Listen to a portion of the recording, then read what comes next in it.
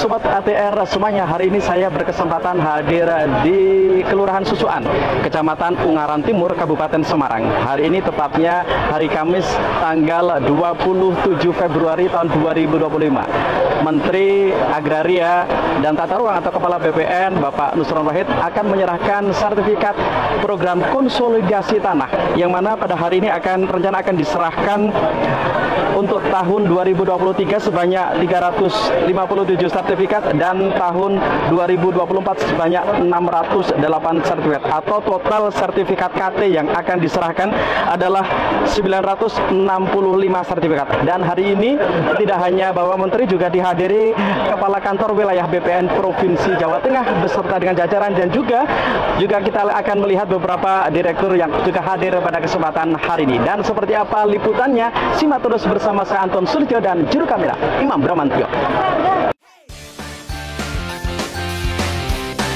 Dan Sobat ATR BPN, saat ini saya sudah bersama dengan Kepala Kantor Wilayah BPN Provinsi Jawa Tengah, dengan Bapak Lamri. Selamat siang Pak Lamri. Siang, gimana kabarnya hari ini? Alhamdulillah baik. Baik, sehat. Pak Lamri hari ini hadir di Ungaran dalam rangka kegiatan penyerahan KT. Mau silakan komentar. Jadi pada hari ini tanggal berapa ini? Tanggal 27 hari Kamis.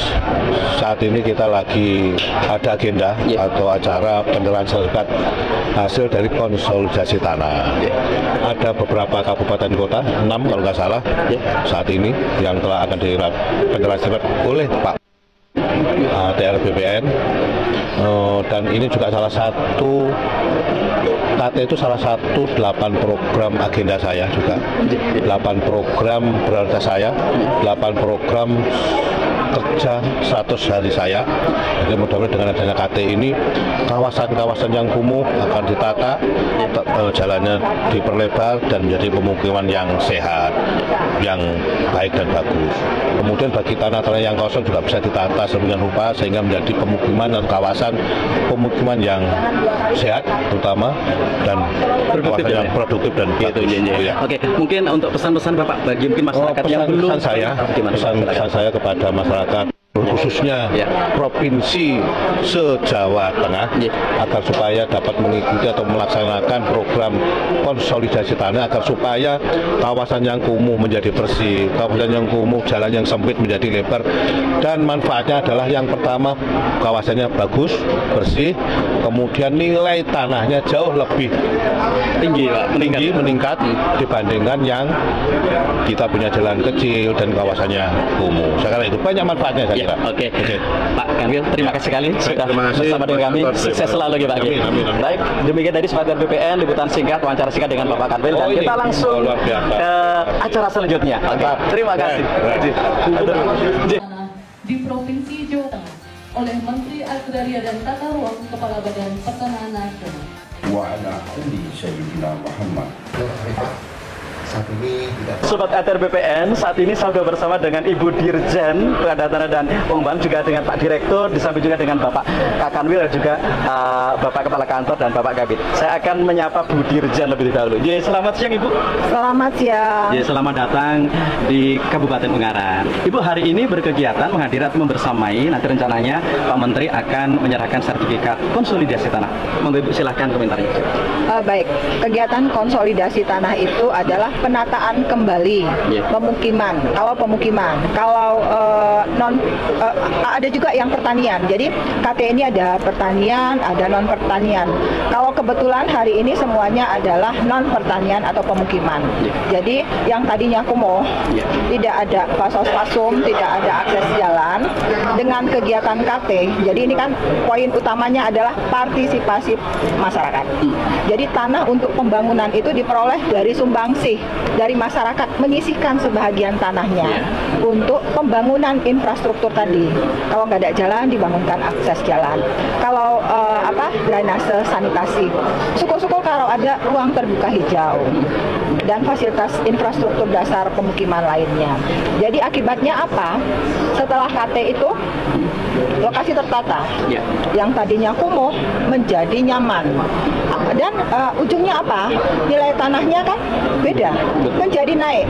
Jadi seperti ini ya, ada 6 lokasi, Kota Salatiga, Kabupaten Semarang, kemudian Kabupaten Kota Pekalongan, kemudian juga ada Kendal, dan ada satu lagi Salatiga. Keseluruhan itu kan ada 965 sertifikat yang diserahkan, dan banyak, minimal 5% dari masing-masing itu disumbangkan untuk tanah untuk pembangunan. Jadi selain diberikan sertifikat hak milik ke masyarakat, diberikan juga sertifikat hak pakai sebagai aset pemerintah kota kabupaten masing-masing. Jadi saya bilang nilai tanahnya itu naik, rata-rata bisa hampir 2 kali lipat. Luar biasa. Mereka hanya menyumbangkan sekitar 5-10%. Ada yang di bawah itu luas tanahnya. Akibatnya mereka dapat hidup nyaman dan juga dapat nilai tanah yang hampir 100 kali lipat. Luar biasa. Oke. Terima kasih Ibu Dirjen sudah hadir di sini, dan tidak lengkap rasanya kalau kita tidak menyapa Pak Direktur yang teknis mengawal kegiatan di lapangan.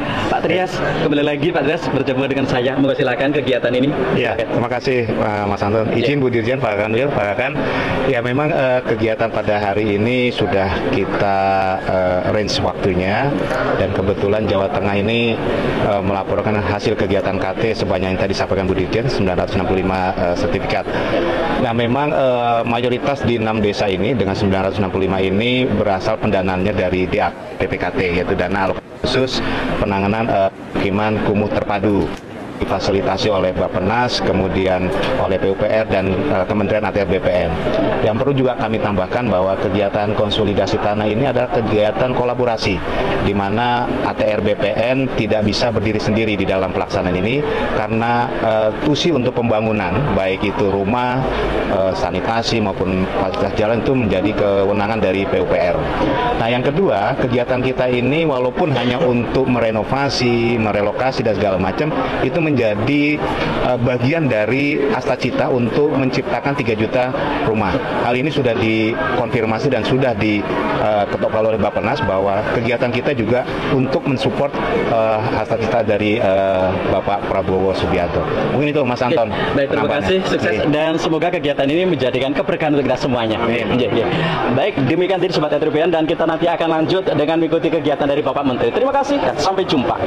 Dan tanah yang lain, karena tanah sesuai Undang-Undang Nomor 5 Tahun 1960 Pasal 6 harus mempunyai fungsi sosial.